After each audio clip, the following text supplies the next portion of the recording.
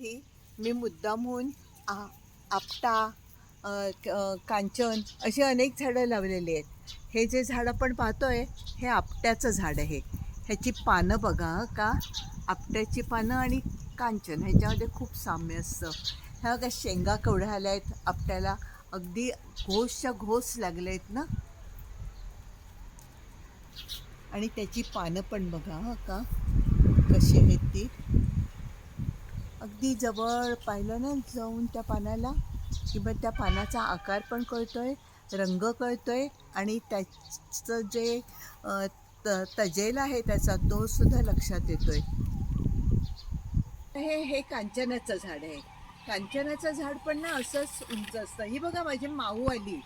मग तुम्हाला मी म्हणते ना की प्रत्येक ठिकाणी माऊ असते, तर माऊ तर असतेच असते. तर हे कांचनाचं झाड आहे.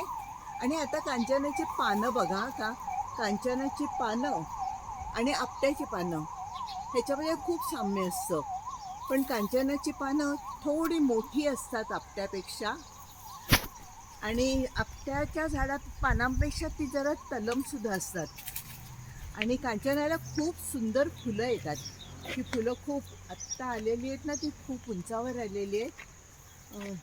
आमच्याकडे संदीप सगळ्यात उंच आहे, तो दाखवेल तुम्हाला फुलं किती उंच आली आहेत आणि किती सुंदर दिसतात ते.